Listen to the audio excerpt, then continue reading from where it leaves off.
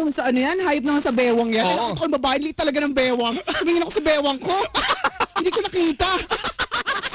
Asan ang bewang ko? Kaya na-hurt ako kapag gano'n eh. Parang sige, tingnan mo na lang. Huwag ka nang kumoment kasi alam mo naman na yung kasama mo walang bewang.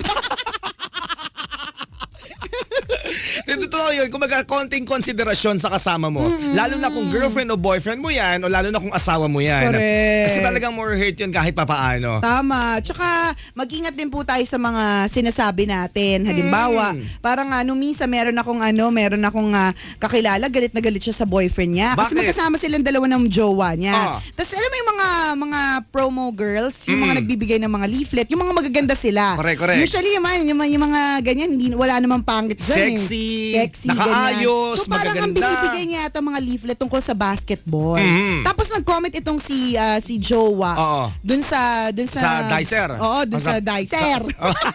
Jolog. Dicer, Snatcher, Pusher.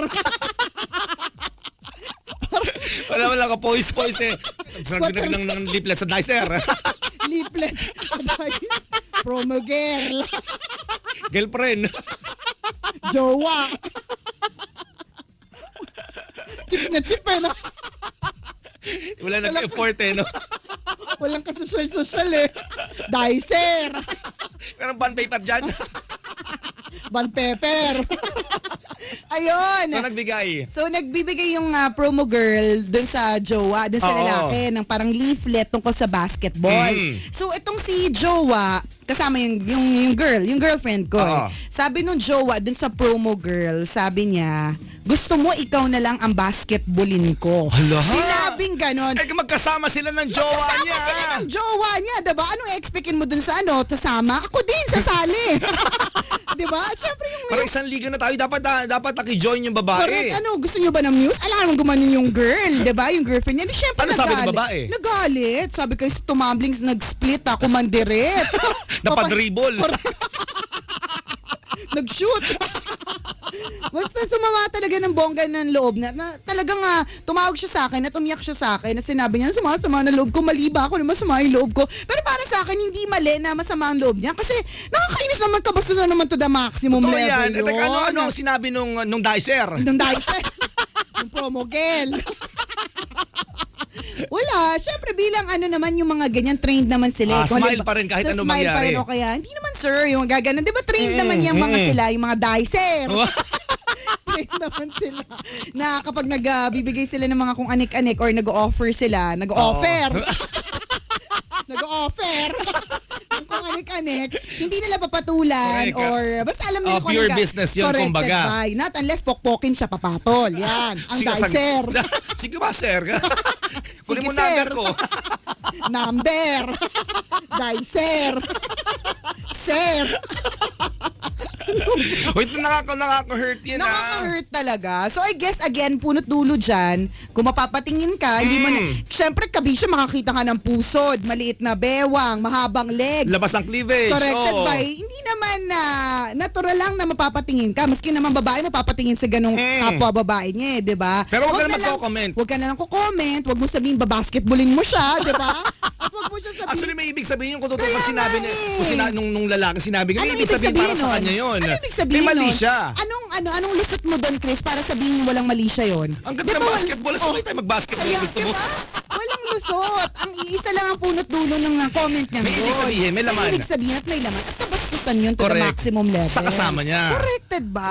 Kaya hinay-hinay po kayo, lalo na kung kasama yung girlfriend nyo, iwasan din yung mga salita na alam mo makakasakit sa kasama mo. Diba? Konsiderasyon Tsaka, lamang. ang babae pa, mga kabisyo, hindi siya. Super sensitive ang At babae. saka ang babae matagal makalimot. Ewan ko lang Mapagtanim. Pagkani. Tapos ay babalik niya pa yan. Totoo yan. Sobra, ganyan talaga mga babae, no? Ako ilang Tapos beses. na, kung magka-close na yung issue eh. Oo, tapos na talaga. Babalik. Happy na ulit, happy. Oo. Tapos nag-away ulit, nag-away. Babalik ka na naman yung issue na yun. Bakit? Ganito lang yan eh. Diba, nag-aaway, diba? Oo. Tapos sasabihin na, kasi alam mo kung bakit natitrigger yung babae para ibalik yung nakaraan. Kasi sa lalaki ganito pa magsalita. Sasabihin, ikaw naman kasi. Tuwing tayo nag-aaway, ikaw nagsisimula. Oh. Kapag pa nakakarinig nakakarinig babae, ako ng- nagpapanting na yung tenga. Nakakarinig ako ng ako nagsimula na linya. Nagpapanting ang tenga ko. So, ungkatan, flashback Oo. lahat ng mga lahat Sabi ng mga, ko, ng mga "Hoy, problema. tumigil ka." Okay. Ganyan ang rin ako eh. Natatandaan mo ba dun sa lahat ng mga major away natin kung sino ang nauna? Huwag mong ibibintang sa akin ang mga ginagawa mong kasalanan. Nagalit. Galing sa puso. Damang-dama. Dicer. Pero kung totoo sa'yo, pinagawa yun lang, nasunog mo lang yung sinaing, Oo gano'n. nga. Nagpalit ka ng kurtina, hindi ka nagpaalam. Kalurk. Pero ibabalik na. Ibang pagtanim talaga. Parang Uungkatin nyo talaga parang yan. katulad ng halimbawa, bliniin ka niya, kunyari ng isang lalaki, bliniin ka niya for something that you've also done in the past. Okay. Diba? Halimbawa, pinagalitan ka kasi, titingin-tingin ka naman dyan sa lalaki. Babalik talaga yung babae. Bakit ikaw? Nung mga panahon na tingin ka ng tingin, tinitiis ko lang. Ibabalik ng babae yan.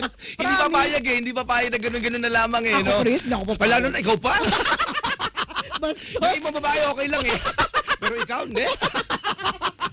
So, meron na ako narinig na linyang ganito eh. Hanggang kailan ba natin yan pagtatalunan? Tapos na yan. Oh, kita tama naman, may punto naman talaga. Gantong Ay, di ka naman pumayag, di ka pumayag. Hindi pa rin ako pumayag. Okay. Tapos nga naman sabi ko, pero bakit ganon? Tapos na sana ng isang beses, pero inulit mo pa. Oh. Kung hindi ko pa nahuli, hindi ko pa malalaman. Iba yung issue ngayon at iba yung issue noon. Ganon din yun kasi yung puso mo suwail. Ang babae di, ako para sa akin Pili ko babae hindi pa patalo. Correct. Hindi may mga babae talagang ganyan. Which is ako, okay sa akin yung ganyang klaseng babae. Kasi, Try me, Chris! Sure ka? hindi kasi at least nalalaman mo yung sa loobin ng babae.